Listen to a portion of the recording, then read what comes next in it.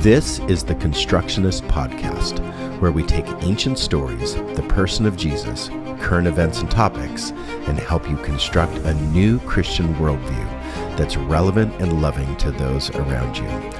I'm your host, Kevin Bates. I'm a semiotician and community builder looking at the signs of the times to build a better future together.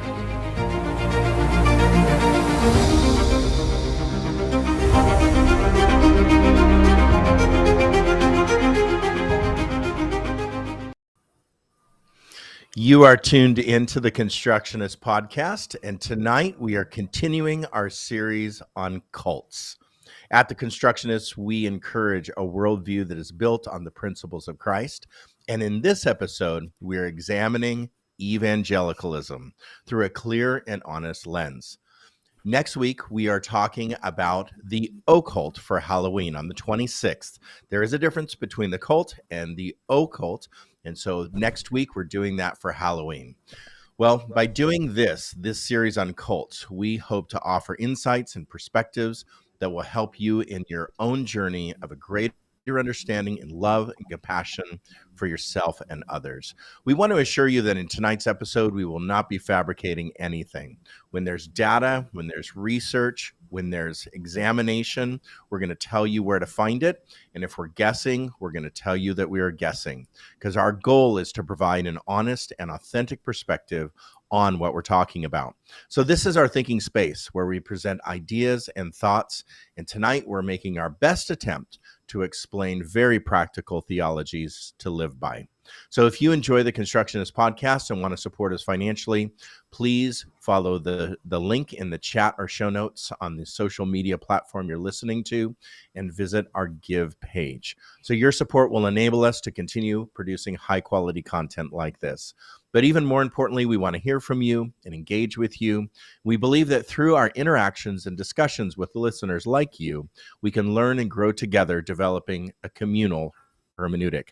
We value your feedback, your questions, and your ideas, and we're excited to have a shared exploration of perspectives. So please don't hesitate to reach out to us and let us know what you think.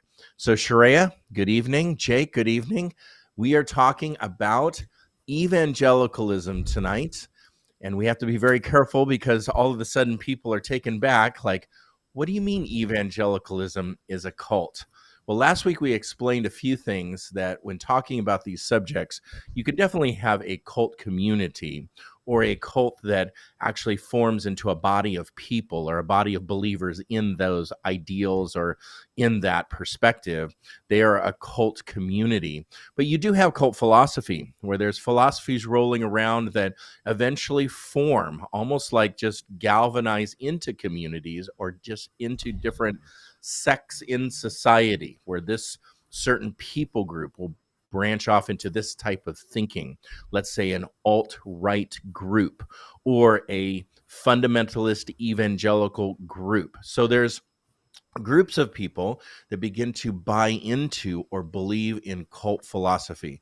So last week we talked about Christian nationalism as a cult philosophy. And if you missed that, go back, listen. It's a great podcast. Really enjoyed doing that one. And I think I'm really going to enjoy doing this one too, on evangelicalism, because I come from an evangelical background. When I became a Christian, when I became a pastor, when I started into the church in leadership, I was an evangelical. I didn't think anything of it, that there was any other option for me as a Bible-believing, non-denominational Christian church pastor. I was evangelical. And so that journey down that road, but also some different ideas and different thoughts and different, I would say, tragedies and different, all of a sudden, political climates and stuff began to emerge in society and culture as I was leading, that made me question, deconstruct some ideas.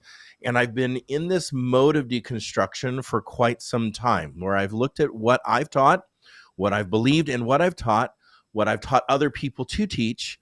And now I question it, going, that wasn't the very best thing to be teaching or teaching others to teach or even believe. So my hope tonight is that we will cover this topic of evangelicalism as a cult philosophy, show you how it can be a cult philosophy and what branches of evangelicalism are definitely cult philosophy, or I would say just a full-blown cult. So first we're going to define and go back to our definition of cult. Sharia has our working definition. So Sharia, just take it from here. Tell us what a cult is and some working definitions. Right.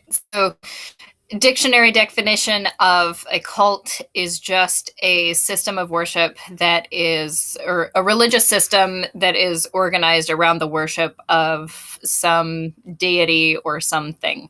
So nearly all, maybe all, I'm not positive, religions fall under that textbook definition of cult. But when we use it in a derogatory sense or that kind of thing, it's referring to a religious movement, usually, that's goodness centered around yes, centered around high control Good. groups, as well as following a charismatic and often narcissistic leader. So a working definition would be high controlled, centered around one person or a group of few people or that are India. controlling, narcissistic in behavior, charismatic, maybe just puts on a big show or has a lot of Yep. flair around them and you know, in their presentation and such. And then people begin to follow it because it becomes very believable. I just want to say one thing, though, before we continue. If you have found yourself ever in a cult, or if you've ever found yourself, because I know people that have been involved in cults and have gotten out of cults and they just feel duped. They're just like, are you kidding me? I can't believe me, educated me, you know, aware me, and psychologically sound me would actually get sucked into a cult. This is why we're going over cult philosophy, because I think that it starts with a philosophy that starts rolling around, swirling around society, whatever that philosophy is. And it's very easy for us because of tragedy or because of just wanting something different, as simple as that, just wanting something, a change. We are going over this series because right now there are a lot of Christians that have deconstructed their faith, pushed the church away, de-churched themselves, just gone, you know what, I'm sick and tired of this. And when you get sick and tired of something and you're not in it for reform, or you're just digging in, trying to make change or transformation of some kind, when you just bounce out, eyes start looking, you start feeling around. What else is out there? And some things just might be a little more attractive, you know, than what you were involved in before. Not to say that you should go back to that place you were before. Maybe you need to spend time away from that place for a very long time, even the rest of your life. But yet, what are you entering into? And to define what you're entering into or what you're going to join, or being very aware of what you're joining, is really important. Sneaks up on us. And I think that evangelicalism is an example of how the majority of people, 76% of the 660 million evangelicals out there, are just Christians. You know, they're just people that are wandering around, going to church on Sunday, maybe, you know, 1.5 times a month. And they attend their Sunday school classes, possibly if they get there early enough. And they like the band and they like the preacher, and it doesn't seem like it's harmful. And that's 76%. But then the 26%, or the 74%, but the 26% get sucked into like a different form. They begin to be drawn into maybe a more fundamentalist form, where it becomes very oppressive to people groups, or very white national, or very just male centric, or just purity centric. And then we end up following a set of ideals and philosophies that truly become damaging, toxic, and honestly, culturally damaging and toxic, where it can affect, religion affects the world. And if you don't believe that, look around right now. just kind of look at the world stage right now and see how religion over a long period of time has affected the world. So even cults affect the world. All eyes all of a sudden moved on Guyana and Jim Jones of that era. All eyes moved on to that person. Wow, that is a international tragedy, not just a national tragedy. Even though it wasn't like that many people on the world stage, it was a lot of people, but not like 100,000 people. So religion affects the world, and we need to pay attention to how the religions affect the world. So Jake, what go back to that as well. I Yeah. think there's nothing wrong with you if you got duped by a cult. Oh, no. And so it just No. happens. I think that we are biologically made up to feel good when we're in this type of setting. These promises, the security, the community, everything feels really good for a while, and then it feels really bad. Right. And so there's nothing wrong with you if you have ever found yourself in that and got yourself out of it. There's definitely very signature ideas of cults, like paying your way to the next level, or paying for like large amounts of money for classes and things like that to take. And that seems very academic, and it seems very right. Well, I take this class, I pay for this class, or I go, I must be getting something out of this. There's different forms and methods of cult behavior. Like that MLMs are technically a cult. Right, people have deemed them cults. Yeah. Well, they by all intents and Yeah, purposes. I get what you're High saying. control, How's your day? charismatic leader. How's your What day I'm going? saying is $1 million that- hold day, on a second. living the dream. Yeah, right. But like it seems very reasonable. So there's things that seem very reasonable because we do and perform this behavior elsewhere in our society.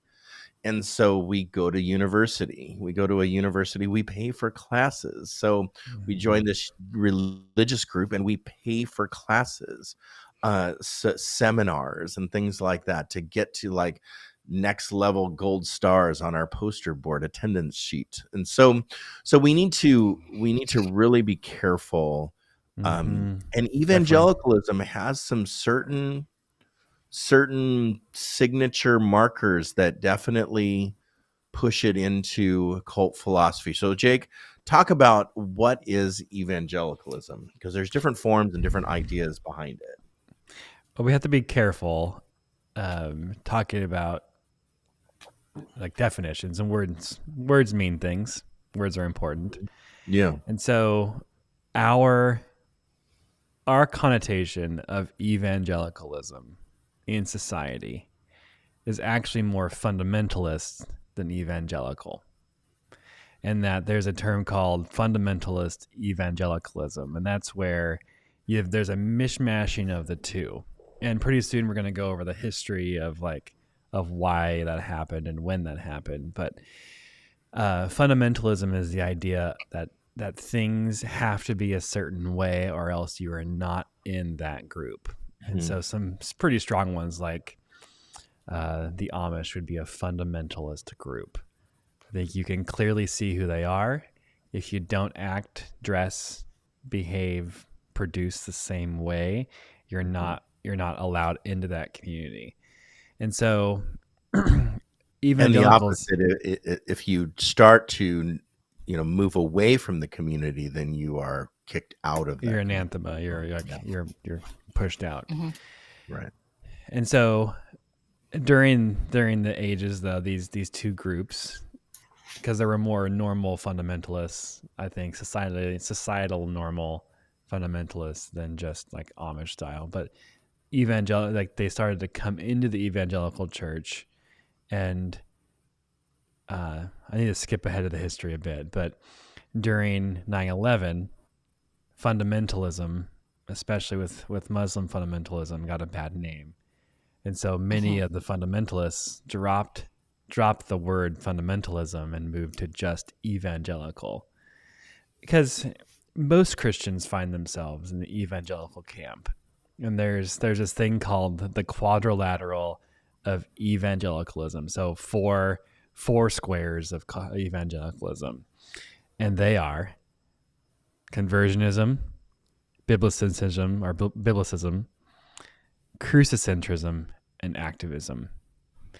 Conversionism is the idea that you have to personally go through a conversion. And this is in opposition to a community or communal conversion, or the king telling you that you must become this religion, that it's your own personal choice.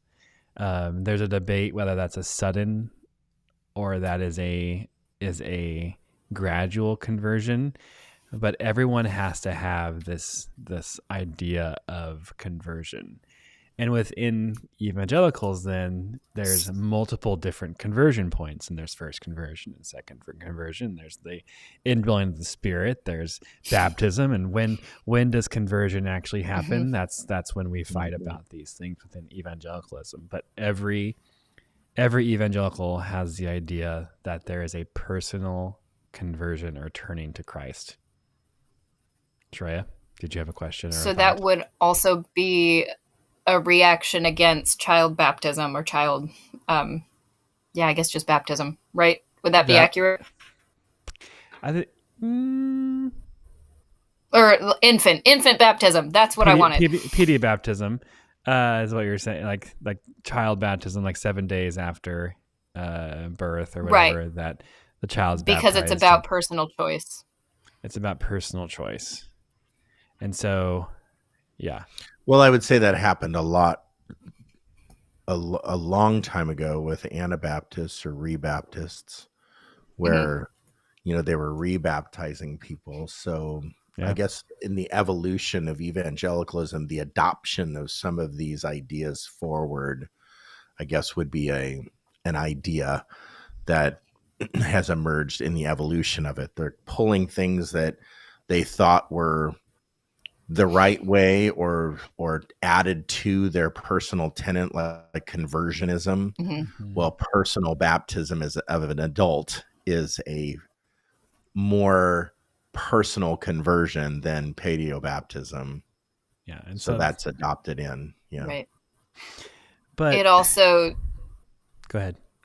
The importance of personal testimony and how that's part of the culture of evangelicalism. And especially if you have a clear before and after picture of what your life looked like. Yeah, that would fall under the activism quadrilateral in the quadrilateral. So that your personal story or telling your story or testimony night, that is an activity or an activism of the evangelical church, evangelical movement. But yeah, so that personal idea. What's interesting is it can be on both spectrums, that you have the idea of that choice was made for you a long time ago with Calvinism, or you have to make that choice and God doesn't know everything, like Pelagian or open theism. And so really it all comes down to that conversionary moment. And there's lots of debate within that. But you have to have a conversion of some sort. Then you have biblicism or biblicentrism, that the Bible is the reference for all life. It's the basic instruction before leaving Earth. It's and so this codex, the book that we have, guides our authority. It guides our movements. It guides our actions. But there's lots of play with what an evangelical can think about Scripture. And so it's when you enter into fundamentalism that you get words like infallibility or the inerrancy. Those are fundamentalist ideas, not evangelical ideas. But we have evangelicalism has adopted fundamentalist goals, because it gives them, the people speaking it, more authority to speak. When we have a book that is absolute truth that we can bank on, then we have the power and authority to issue anything. And so even though some movements and evangelicals don't believe in inerrancy, or that the scriptures without error, or that it is completely inspired by God, there is still the view that the Bible is the reference book of our faith. Any thoughts on that one? I think it goes Good job. from Shreya, go ahead. What were you going to say? No, just good job. I think Jake got it. Oh, Thanks. I was just gonna say, just to be clear, the thing with Christianity is Christianity. If you just think about the English word Christianity, means little Christ in its form. Christian means little Christ, and Christianity in the English form definitely is a translated word that has Christ. So Christianity is about a person, and Christianity is about following a person in Jesus. So whenever you have other things like the tenets, propositions, um, doctrines that kind of creep in, you have this idea then creeps in of Jesus and then a plus of some kind. So what is that plus? And that's where I want to just first distill this this conversation about cults, but evangelicalism is whenever you start adding something to Jesus, that's when you know that you are 100% in trouble when it comes to theology. So if you find yourself in a group or a philosophy or thinking that is Jesus plus something else, and I know preachers that'll come right out and say it. You know, they're not going to say Jesus and Jesus alone. They're going to say Jesus plus repentance, Jesus plus baptism, Yeah. Jesus plus these propositions, these 10 propositions of our church. And so when you see like in a church or whatever, we believe, is it we believe in Christ, or like what are like the all the other things? And that's where the worship of the Bible comes into play, that the faith moves off of the person of Christ and onto the book written about the person of Christ. I think to So be that's more where clear, illumination, like that illumination doctrine yeah. comes into play. To be more where the clear, it's Bible like is the worship illuminated. of our interpretation of it. Right. Yeah. And so, I guess that's how that evolves. Is now we start worshiping a book, and then we start worshiping our interpretation of the book. Because I think the people that worship the book really don't want to know what's in that book. Right. And they sure don't act like it. Anyways, crucicentrism. Cruci is the cross, right? And so it's the cross-centric. And all that means is atonement. It's the act of Christ that we are at one then with God. And so there are many different theories of atonement. Substitutionary atonement is a big nasty one. That's not true. And then you have different ones like Christus Victor or ransom, or all these. There's so many different types of atonement theories. Just that there was something that happened on the cross.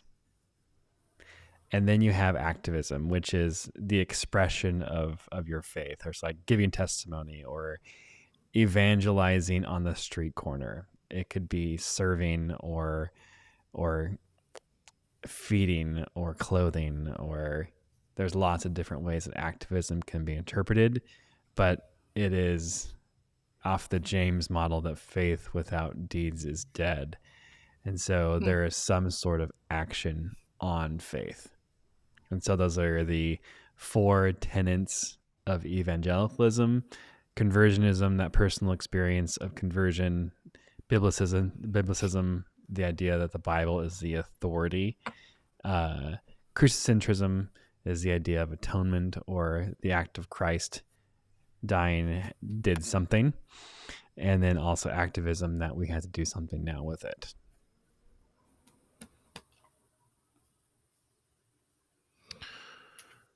So let's talk about history, because I think Yep. that history definitely plays into that, because that's like the conclusion to the story, kind of like what we've Hmm. done with those tenants. I mean, honestly, those tenants are not like evil. They're They're not not bad. bad. They're not bad. It's what we've done with them and how we've corrupted them, I think, is what is bad. And that's why I started out by saying evangelicalism in and of itself, when you just look at the, I guess, the faith tribe of evangelicalism, it doesn't seem on the surface bad. It's just when the practice is put in place, you get as far as certain people groups like the activism or evangelism piece. There are people groups um, that have gone out on the streets and have tackled people in the streets, drugged them into buildings to preach the gospel at them. And so there's militant evangelical groups that have taken these tenets like to an extreme. We can take any tenant to an extreme to the point that we're literally issuing violence on another person to preach them the gospel, which is completely the antithesis of what, Jesus, who Jesus was. So the tenants in and of themselves, it's just the people corruption that comes around it. I think Back, that's go ahead. that's why we're talking about the mishmashing of fundamentalism Right, into Hmm. evangelicalism. right. This is where we get into trouble. I think those four tenets, they're not harming anyone, right? No, But it's when we start to get into fundamentalism, which evangelicals can be, and I would say predominantly are fundamentalists now.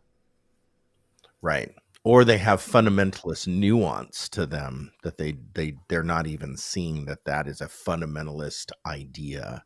We're going to talk about that, how that emerges. Um, Yeah.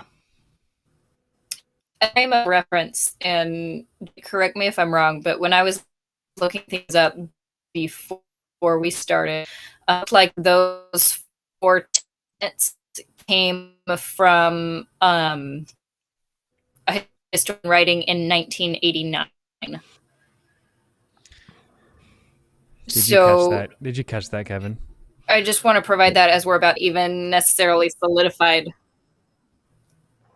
Yeah, so those tenants came out of conferences, and worldwide mission Hmm. meetings that were, organized to come up with in the 70s, I think it was, to have these tenants of Okay. to bring so these tenants, these new tenants of evangelicalism, because we're going to talk about the history, those are actually new tenants of evangelicalism. They were Right. to standardize Right. Christianity across the international stage, especially going into what they call the 1040 window. In the 1040 window, longitude latitude of 1040, that was the most unchurched people group in all of the world. The most untranslated Bibles, the most, or languages of the Bible, the most. It hit all the check boxes of non-Christian. And so when they were discussing on the world stage with big leaders of evangelical Christianity, that they came up with this standardized system. Well, let's go into some history, because I think history is really important when talking about the emergence of a philosophy, or what have you. And we're going to go right back into colonial days, where the 13 colonies, I think Georgia was the last, the 13th colony. Look that up. Um, can't remember right now, but anyway, my high school history. but like if you go into places like just south of DC, you'll go to a place called Colonial Williamsburg, or if you just go to Old Town Boston, and if you're ever walking through Old Town Boston, people lived in really close quarters in a really small area, and that area of course expanded, but it was very easy to I would say indoctrinate or to adopt as a people philosophies, ideas, faiths, propositions of those faiths, evolution of those faiths, new ideas of those faiths. It would have been very much more easy to preach or to teach an entire people, or hey, let's tell our neighbors about this, because the close quarters or the tight quarters of just community were there.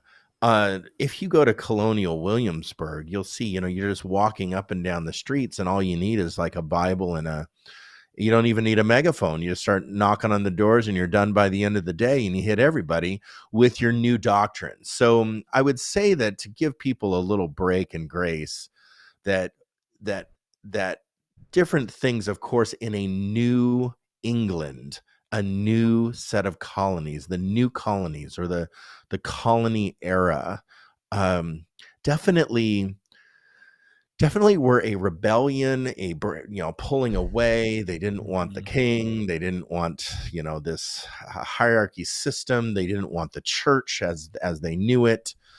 They wanted to break away. And so new ideas and new thoughts would have been, I mean, just my opinion, probably would have been easily adopted. So if you look at right there in the 1700s, where the colonies are in their just psychology or breaking away just because of the ocean, breaking away from Europe, you'll see there's a split in thinking. And so right there in the 1700s, we see the birth of evangelicalism. So that birth of evangelicalism had signature people that you pull some of these books behind me, written by them. Their theology is just wrapped up in all those books. And so that's basically the beginning of this modern evangelicalism that we see here in the States. If you advance forward to the 1860s, you advance forward to slavery and the 13th Amendment and the abolition of slavery, there's definitely like a split in the church. So you have the South and the North. That's just what they termed. Then you would see in the South like a pro-slavery in the church, and you would see in the North a anti-slavery or abolition movement in the North. So the churches were adopting these cultural ideas. The church was, and the church was promoting it, and the church was angry about it, and the church was adopting it. So religion was very integrated into society as they knew it back in those days.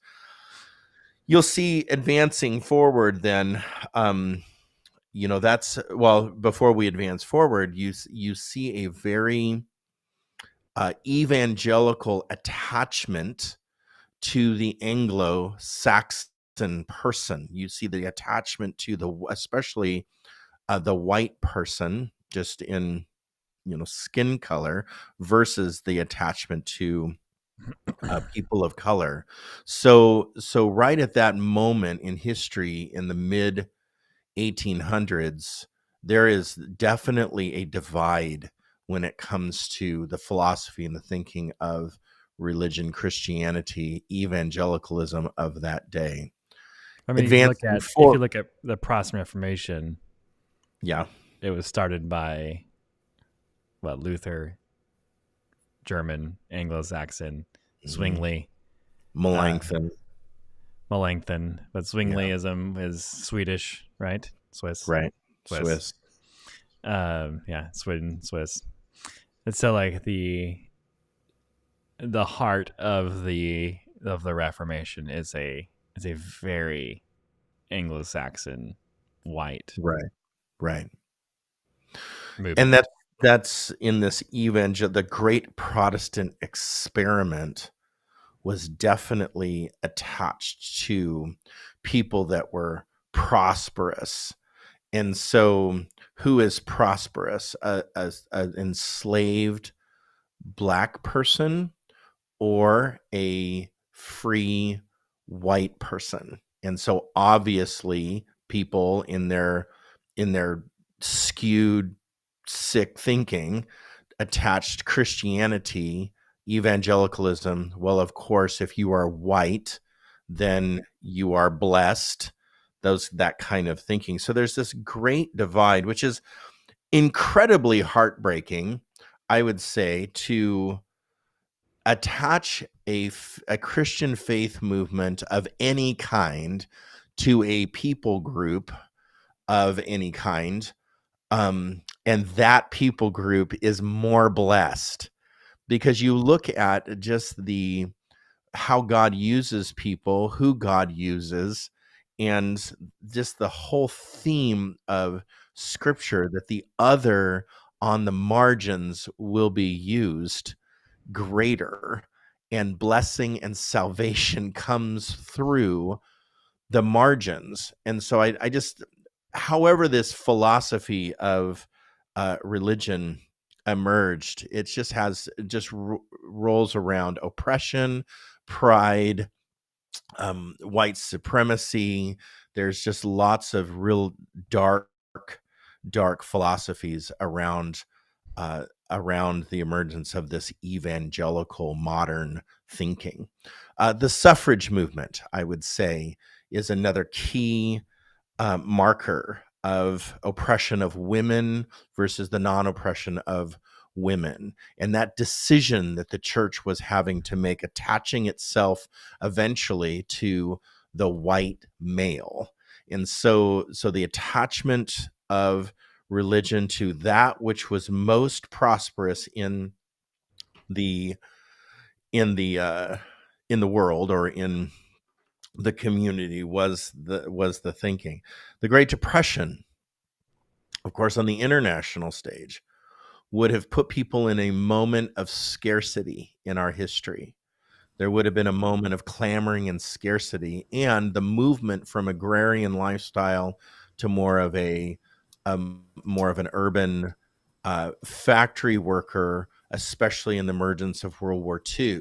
So now we have the rebuild era of World War II. I forgot to talk about the Gilded Age, the Reconstruction era after slavery, where this is where you have Savannah, Georgia, and all of this emergence of just communities building bigger and bigger and bigger, rebuilding after that time. But now World War II, we have a lot of patriotism coming home, and that style of nationalism, and then Christian nationalism, like we talked about last week.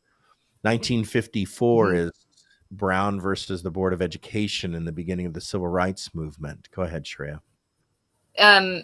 In the 40s, that's also when Billy Graham got his start, and that's a pretty Yes. pivotal thing in the history of Mhm. evangelicalism, um, as well as technology, like mass media technologies, Radio, like television and radio. yeah. So Billy Hmm. Sunday was kind of the pre-Billy Graham. Billy Sunday had Hmm. the tent revivals, and then radio communication, eventually television and such. But mass communication then became a thing, and Billy Graham was able to reach people through mass communication. So this message of evangelicalism begins to be populated or perpetuated at a more massive level. Advanced, thank you for that, Sherry. That's an important piece that I glossed over. 1954 Brown versus the Board of Education, and that ruling in desegregation, civil rights era, Martin Luther King Jr., um, the marches on Washington, on the streets, violence being issued to an oppressive type behavior towards people of color, especially Black, Indigenous people of color. And so you see the church attaching itself to different cultural ideals. The reason why I bring all this up is it's pretty normal in evangelicalism for evangelicals to attach themselves to social issues of the day.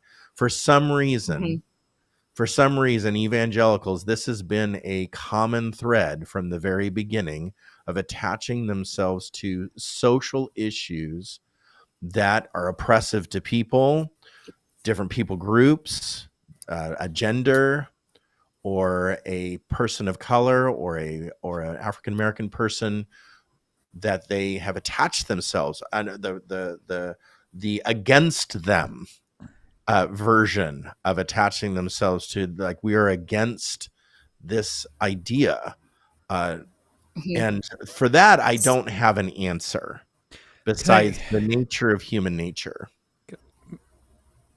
that I'm It better is what than you. makes evangelicals such a powerful voting bloc, though. Right. And that's going to come into play in the history here pretty soon. Pretty soon. Next. I think that this is case in point, the idea of fundamentalism mishmashing with evangelicalism. So if you think about attaching themselves to a political idea, or think about ethical. This. Quakerism is by definition evangelical and like one of the main like founding movements. Right. And I know that there's non-evangelical and evangelical Quakers. I get that. But they are one of the movements that started evangelicalism as a mainstream. Yes. Methodists as well, Baptists, and so like evangelical is huge and across all these different theological barriers. And so like I think with that there are some denominations within evangelicalism that do support on the outside those marginalized people groups. So like Pennsylvania Quakers were one of the main groups that supported the Underground Railroad. Yeah. I think it's and that's probably why Quakers are kind of the weird group in the evangelical world. That is like, what is this group? They wash feet. Right. They sit in a circle. and it's because they attach themselves, their activism looks socially progressive to a fundamentalist like, say, Baptist or Methodist that is socially regressive, if I can say that. Thoughts on that?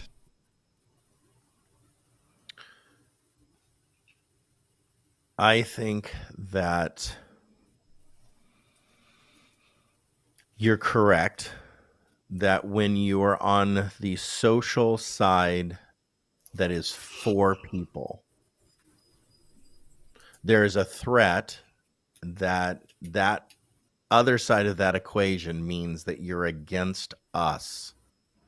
So as I'm for people, that means that I have to be against me, because I'm the one that's been a part of the group that's oppressed those people. For some reason, the weirdos that are out there that actually are for people, right? They're thought of as weirdos, but they have no problem with saying I've been a part of the problem. And I have no idea why that has not just penetrated through our faith, that the humility or the contrite spirit of entering into a challenge, saying, how have I been a part of the problem, is not a part of the great Protestant experiment.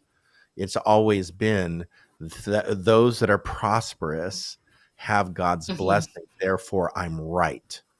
And I think that's just probably where, so whether it be oppressive behavior to women, oppressive behavior to slaves, oppressive behavior to, like in the days of like segregation, and Black people in general, the oppressive behavior towards Black people, all the way to today, not historically, it's historical and current marginalized people groups. And so as long as we're doing good, we must be right. And I think it's just that at that base, almost like unintelligent, definitely unemotionally intelligent level. Oh, I have money in the bank, therefore I'm right. I just that just does not make sense to me. But people equate success to correctness.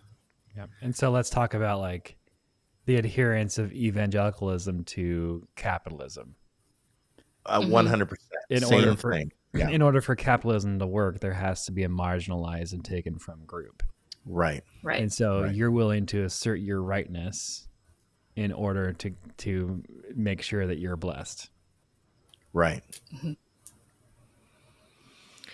If I advance forward, so all of these things that we're talking about are not going away. They're being carried forward, and they might evolve or transform, but they're being carried forward in evangelicalism. It's not like, hey, we're over that now and we're now new. No, there's nothing new. It's just carried forward. So this is why you see a lot of white nationalism in evangelicalism, or you have white fragility and all these things in evangelicalism, because we've carried forward this thinking that well, if I'm addressing a problem, that means I have to be wrong, and to be wrong, that means I'm not blessed. To be wrong, that means I'm a problem.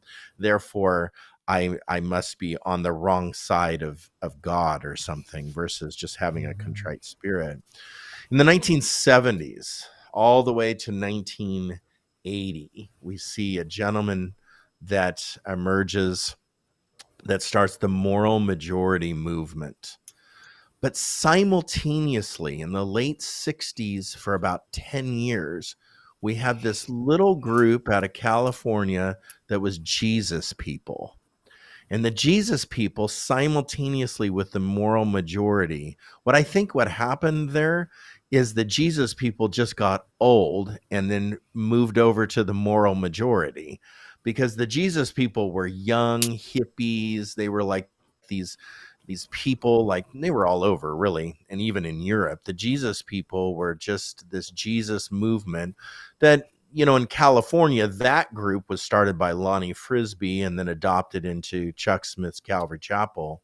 So when it got kind of adopted into like the church, where they began to form churches, then this is where the doctrine of evangelicalism starts to, push in and basically indoctrinate, I would say, these people that had more of a, hey, Jesus is for everybody type of attitude. So the Jesus movement didn't last very long. It probably lasted maximum of 10 years. Some people think it's ongoing, but that movement in and of itself, called the Jesus movement, that only was about a decade old in its purest form.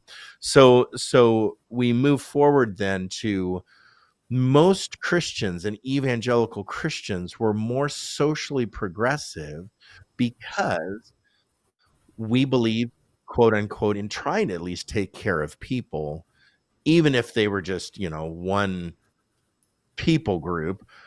But like, for example, evangelical pastors all across the United States were on the hotlines to women that that were pregnant, that they did not want that woman to go into a dangerous abortion type practice. And so they would be, advising those women on the hotlines to go to these abortion clinics. It was the Christians that were doing that.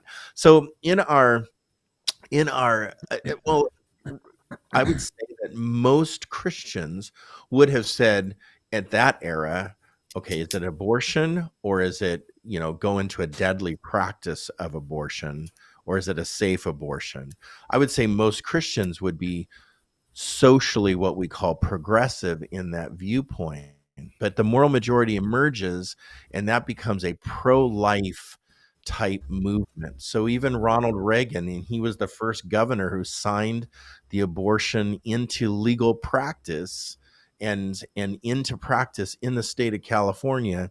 He, in his election, changed his speech on that and definitely became anti or pro-life versus pro-choice. So you see Jerry Falwell then basically start the moral majority. Now we have this moral movement then from 1980 forward. So people jumped out of the Carter camp into the Reagan camp, and we moved from socially progressive issues like building houses for houseless people into the moral majority that we are then a purity movement again, or we have this more purity stance, which I would claim that that's where fundamentalism definitely mashes fully and marries evangelicalism. You guys can debate me on that, but I'm just saying when I see moral majority come into play and we have then basically the Jesus movement dies out and we have then the Jerry Falwell movement senior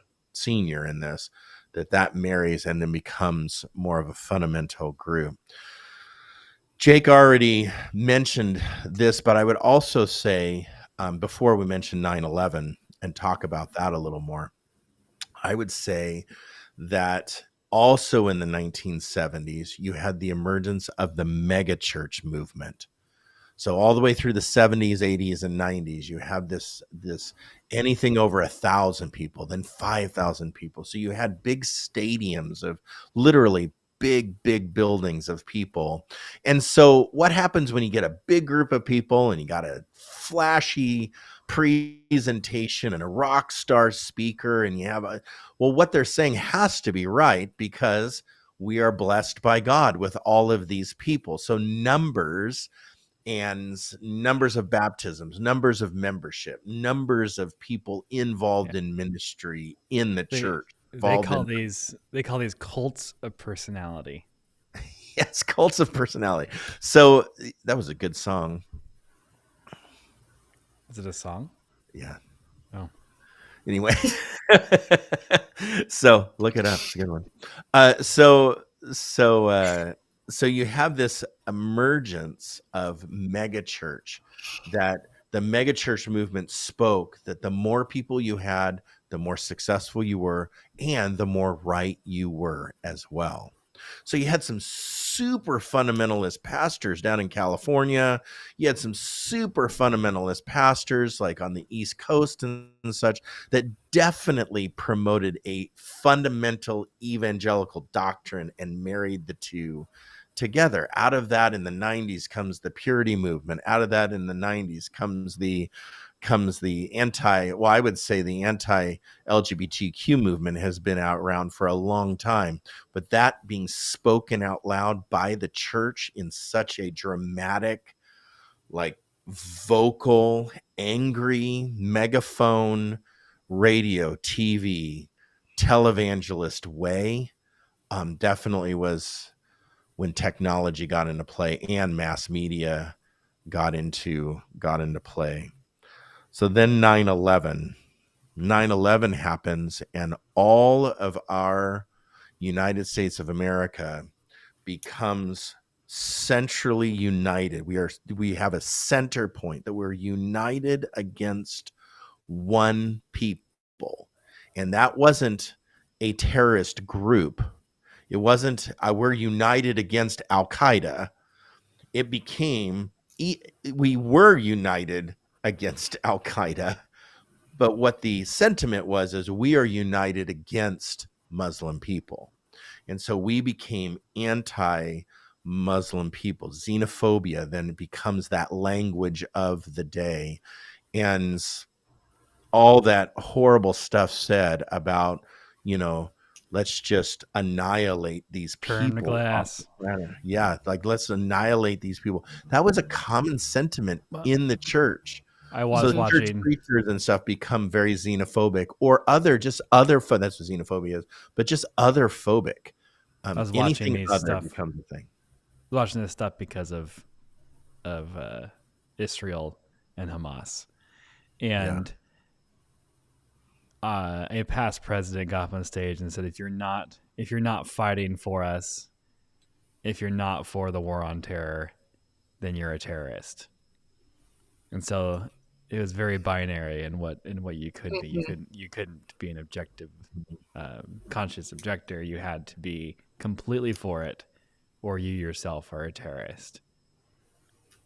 Right. Well, that was definitely, I mean, I was a preacher then, and I definitely felt all of that sentiment from my friends, from the movement I was a part of, the things that I read, listened to, whatever. There was a lot of anti-Muslim talk from the pulpit, which made evangelicalism just other-phobic. So every time now you have another group, whoever that other group is, like immigrants. Now we have immigrants. The evangelicals are against immigrants. We're against evangelicals are against, I'm not going to say we, because I wouldn't classify myself as an evangelical anymore, really. But now we are, evangelicals are against LGBTQ plus. Evangelicals are against so many people groups that they would claim as others. The problem with that thinking is if you just read the Bible, you will see that God used others all the time. Jesus was an other. So I just am blown away again, but not surprised that that these signature ideas of we are blessed because we have the greatest number. We are blessed because we are on the right side of history. We are blessed because we are not like them. All of that thinking creeps in all the way to 2016. And then we see the great divide of evangelicalism from, it seems like every other Christian group, that if you weren't for a certain presidential candidate, that you were not American, that you were not Christian American. Let's just be honest there. So let's talk about how this becomes cult philosophy now. That's all the history. There's lots more that you could add, but that's, the 15-minute digest version. So let's talk about how this becomes cult philosophy, or what do we see in this cult philosophy? Yeah, well, our working definition kind of divides cult philosophy into two sections, right? There's the high control parts, and then there's the charismatic leader parts. Right.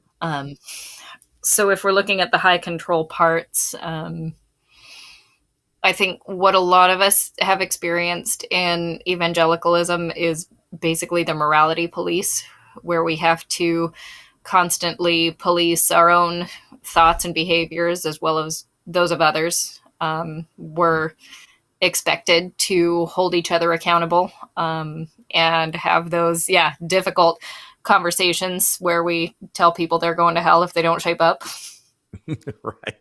And that creates a ton of anxiety. It's really difficult to live in because your belonging is predicated on acting exactly the right way all the time. Mm-hmm. Saying the right things, dressing the right way. Mm-hmm. That's when we blame the victim of like our what was she wearing? Our evangelical question is, what was she wearing to make her get raped? Mm-hmm. Right. I think we see high control behavior when we're the only ones who are going to heaven. We're the only ones with the right answer.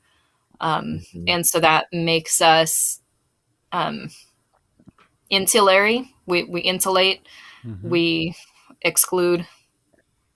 It's about keeping those of us who are right in the fold and keeping those who aren't out. Even matching that with like a dispensational view of we're going to go and you can just have pandemonium here. Right. We're right. So we're going to get raptured up and everything else is going to go to hell. Yeah. I think we see that with Focus on the Family and Dobson, where you have high control parenting styles. So you can't disobey. You can't even think about it. But also, it teaches children to obey authority without question, whether that's parental authority or godly authority or government authority. So you're just priming people to Behave. and to belong in these high control groups. Mm-hmm. The I purity would say culture of that. the I would say 90s, that. I like would the list goes on. right. I would say that some of these. Yeah, I read all the. I was a youth minister, youth sponsor, Mm-hmm. person that promoted some of these ideals and some of this purity culture back in the day. Mm-hmm. And if I was honest with it, um, yeah, I didn't really buy into it back then either. But it was like what we were teaching and what we thought was, if we could Mm-hmm. get here, if this is what we could become, then we would be really awesome. But the reality is we never really believed we could become that. Yeah, because hormones are a real thing. Yeah, but like we could never believe that we could actually become a society like that. That there was no journey. It was just, you would need to be this way. So the best And we can do is shame and cause trauma to our own mm, kids. right. So we, would promote things like, don't kiss your spouse until you're married, type of thing, or don't kiss your, boyfriend or girlfriend until you're Right. married, or don't have sex before marriage. There's statistics out there that, you know, abstinence is the safest and healthiest choice. And we know that it is the safe and healthiest choice if you don't like, but how do we treat people, or what are we saying on the journey? Because I think that this probably the safest and healthiest choice is just to go to heaven. So, so like, what do we do between now and heaven, right? So, like, how do we act? What do we teach? What do we promote? What do we journey together between now and heaven? And that was never talked about. We just talked about this heavenly type kingdom that we were supposed to live like. And that's how the purity culture movement taught is, if you just married yourself to God, then you wouldn't have any more troubles. But yet, okay, what happens between the conference and seeing Jesus face to face? Like, how about those 70 years? So we never really could speak to that. And so, yes, sure, shame, blame, um, Mm-hmm. and horribly, because evangelicalism, of course, is attached to the white male, right? In our history, we see how that happens. So in youth Mm-hmm. group, the pregnant female had to go home. She couldn't attend, but the white male could attend. Or we kicked, this couple's getting a divorce, so she has to go to another church because, he's in leadership over here, and Mm-hmm. we need to, get her in a different place because, they're divorcing and we can't have that publicly seen. So we made decisions, did things, promoted things that I think, had lasting. I hope that Mm-hmm. some of the people that, were a part of my community, you know, healed, and they were able to, overcome certain things. But I think back on what I was going through and what they were going through, and I go, this didn't apply. These philosophies, theologies, they didn't apply. So, like, how do Mm-hmm. you apply something that doesn't apply? And that was the challenge we were in these movements. You shame. Mm-hmm.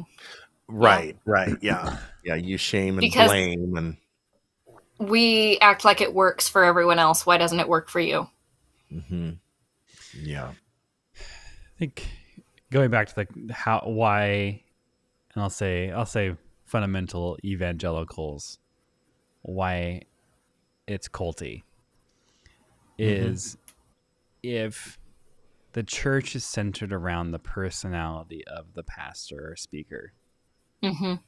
If they can get up and rant and say whatever they want to say, and it is ordained by God, it can be even election deniers, and it is okay. Mm-hmm. That the church will fall if that speaker stops speaking. That people go there because of the preaching, of the music and the preaching. There has to be more to church than just the music and the preaching. Right. And so if that is the reason why I think you're attending an evangelical church, I think that you might find yourself in a cult, or you have developed, even if the church is not a cult itself, that you're treating it as your cult. Right. That's where cult philosophy, you've adopted a cult philosophy in your life. Yeah. And so that might not be how the church is even structured or thinks or anything, but you have taken on that yourself. Yeah, definitely. And I think if I look and if I was honest, it probably wasn't until definitely post 9/11. I think when I moved to Northern Oregon, I got myself in a situation that people thought differently than me. I moved from a very like just fundamental mentality to a very progressive mentality. And I started realizing people don't think like me. And people think much differently than me. And people use different words than I do. And literally language and like what I liked and disliked, people like much different things than me. And I realized that I was in a silo and not able to have conversations outside of that silo. I was just kind of in, all my friends were a part of the same silo. I was a part of that silo. We all just kind of belly rubbed one another and just like didn't have conversations with people that thought different. So I think that it's really easy to get trapped in our cult philosophy where it's very comfortable in this place. I would say that, and if I could just be so bold, if a group oppresses a people, that definitely is a signature marker of cult behavior. So let's say you're a part of a faith community that does not allow women to do certain things. I would say that if you just read the Bible and you look at equality and you pick up some materials that definitely are theologically sound, work through the Greek of the New Testament. I mean, you just have to go back to the resurrection and the women that promoted the gospel and the first women, the first to promote that Jesus raised from the dead were women. So right there, that whole idea that women can't preach is just falls apart for me right there. But if you are a part of a system or a church or a community or a faith group of some kind that oppresses, let's say, women in some way, in not just that way but in other ways as well, that definitely that is cult in its behavior. I'm not saying that it is a cult. I'm saying that it has cult behavior, because that is a very accepted version of Christianity right now still. But I would claim that it is cult behavior. Yeah. Because what happened to the frontier women preachers that went out on the new frontier and started churches back in the 1800s? So you can't tell me that that's always been a part of Christianity as the accepted version. So Remember that comment that I shared last week? when we don't unpack our individualism, we end up creating a cult. Mm-hmm. Yeah. That's great. I think we're talking around that because I think about how for a lot of churches and even for our church, there's this emphasis on building community. But when we're not able to allow for people who are different from us in that community, then we end up with a cult. Mm-hmm. Yeah. Mm-hmm. I think evangelicalism does have more culty forms than non-culty forms. Is culty a word? Like, that's an adjective, culty. Mhm. So Cultic, evangelicalism yeah, you're good. definitely has like more culty with what you're saying, individualism versus more communalism. So there is a Mhm. more communal form of evangelicalism versus individualistic. The more individualistic, I think, or isolated your evangelicalism is, I think it's more and more culty. Mhm. There are groups that I know, like in Northern Washington and stuff, that the women still walk in with their heads covered. They have different practices. Women are not allowed to speak from the stage at all. It just becomes very, very fundamental in his behavior against, and that's very individualistic. So you see that that's not all evangelical churches, but then you have that evangelical church and you're like, wow, that is really quite oppressive. Can I interject something? Yeah, please. The idea of truth in Mm. evangelicalism is a defining factor of culty behavior. Yeah. Yeah. That truth, and we define that we have the truth, we have the knowledge, and usually that's Mhm. centered around our interpretation of Scripture. Right. That becomes worshipped, and that's the cultic behavior. That our version of truth, because it's no one holds truth, and people can interpret Scripture much differently, and there can be very wrong ways to interpret it and very right ways to interpret it. And what Mhm. we've been talking about are wrong ways to interpret, like women in ministry and class of people based upon skin color Mhm. or preference of sexuality. That's nowhere to be found within Scripture. The opposite is. And so we start worshiping our own gymnastics of Mhm. Scripture, and Right. that's where personality becomes more important than anything else. And that's why if you look at evangelical pastors, they all look the same. Oh, especially the rock star pastors, they all Especially, look the Mhm. same. and it's pretty creepy. Used to, back in the 90s, we all had goatees and Yep. Soul that patches.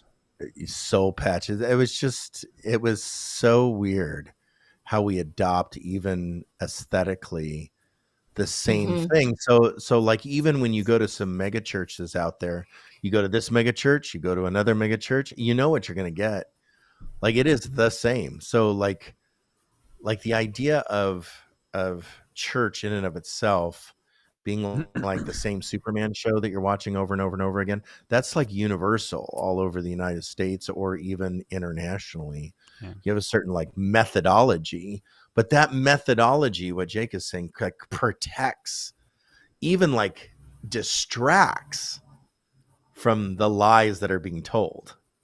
Right. So that's the challenge with that, is when you got the smoke machines and the drum kit and the rock star pastor, and it distracts from, oh, that sounds really good. Yeah. I mean, I was listening to one preacher online once that I just sat there and went, you are literally telling lies. Like that doesn't even exist in the Bible. How can you say that that exists in the Bible? It does not exist in the Bible, and everyone's just, all about it. Maybe a few people weren't all about it, because there's got to be more than me listening to this person. Uh, but the Jews used to call that fences around the Torah. You build fences around the Torah. So you're trying to protect your version of the truth. And so either you create hurdles that you have to jump across, or you create distractions that pull you away from what is being taught or what is being told, or all the Jesus pluses that are a part of the system. Yeah, there are some very defining things like we already said one, like dispensationalism, the rapture theory, and how there are massive movements, cultic, I think, because either you believe in rapture or you're not a Christian. Oh yeah, that was And said by so, a very, very popular, world famous pastor and so back when in the you 90s. start to say who is in and who is out based upon Hmm. Yeah, nuance, or like anything. Yeah, rapture is not in the Bible. right. Right. So what they base all of their authority on isn't even based upon that authority. So their authority is based upon their view of that authority. It's So based that's on John's vision of come up here. yeah, that's where you start to get into the very culty behavior. So Or culty, that's a good one. That's our new point. culty. Cultic. Yeah, cultic behavior. So I think that these things begin to galvanize over time, and then universal messages are, though cultic universal messages are pretty known today. Like many evangelical churches are anti-immigration. Many evangelical churches are like anti-Black Lives Movement. Many evangelical churches are against some, Welfare and very common things, Medicare and like the anger against houselessness, pretty universal sentiment amongst a lot of evangelical churches. So there are some universal things, but then there are some very, very signature weird, like we take all of these kind of philosophies, thoughts, and ideas, and we begin to distill them down into our own version of Christianity in evangelicalism. And then you see these little groups pop up, right? And you see this group and you're like, wow, that is really, really quite strange. It's about 100 students that are a part of a school. I'm not going to tell you who created this school and who financially backs this school, but if I said the name, everyone would know. Everyone would know. I don't know one person that wouldn't know this person's name. Evangelical Christian, very popular amongst a lot of people, and probably the two of you could probably repeat some of the things that this person has said over the years of their professional career. Let's just put it that way. Yes. So this is the school, right? During the admissions process and hiring process, parents, faculty, and staff are required to comply with the following stipulations. A non-disclosure agreement must be signed. The school's location must be kept secret. And all members of the school community must refrain from publicly discussing the school's existence, practices, and any other non-public details in education. All students and faculty and staff are required to adhere to the school dress code of this certain dress code, and uniforms designed by the founder of this school. In the history of this school, non-disclosure agreements had to be signed to register children, and as of right now, nobody knows from public comment whether this school exists or not. Children, Mm-hmm. minors, under the age of 18. Personally, I think that that kind of behavior should be illegal. For some reason, now let's expand this. Okay, so that seems very controlling. High influential, charismatic, narcissistic leader for sure. So let's just kind of loosen that a little bit. I mean, how often do we see certain types of like similar things like in some of our private school ideas, or what the curriculum is taught?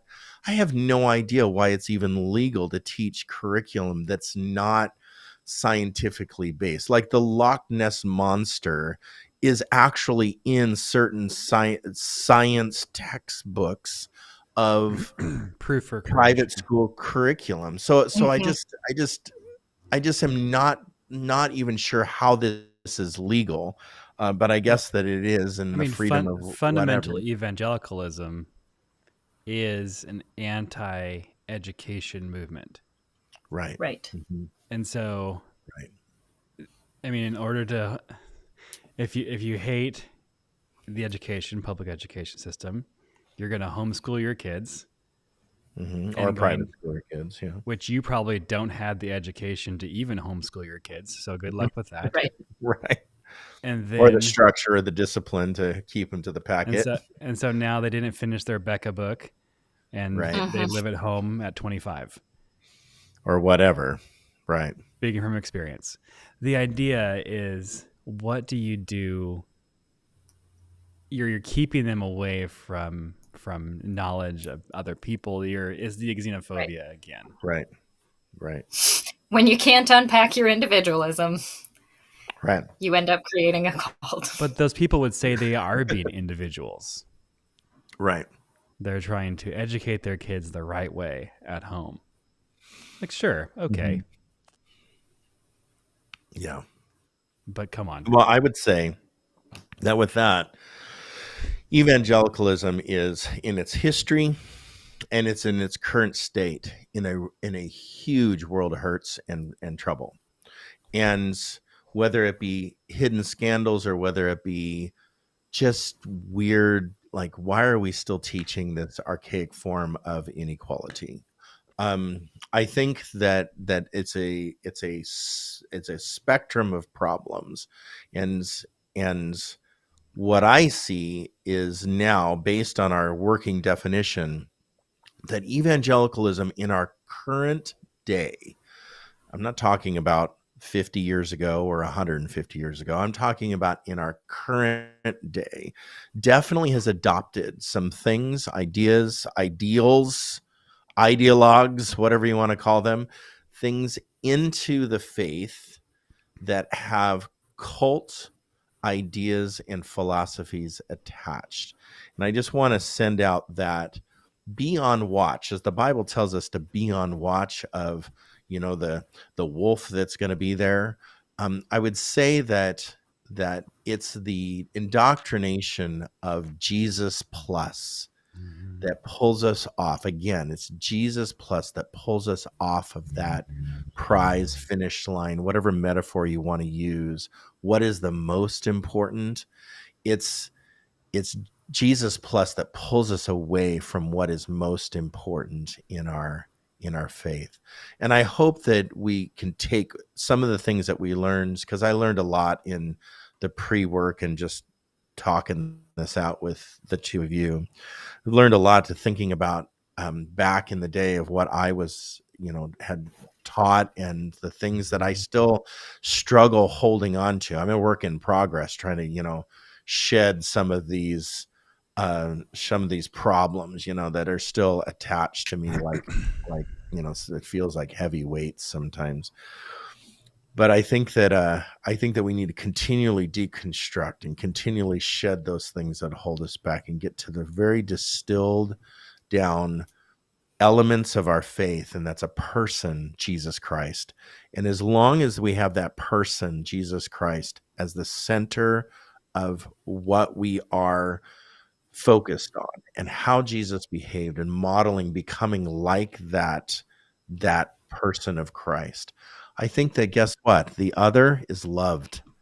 The person on the outside is loved. The person that, doesn't fit the mold is actually loved.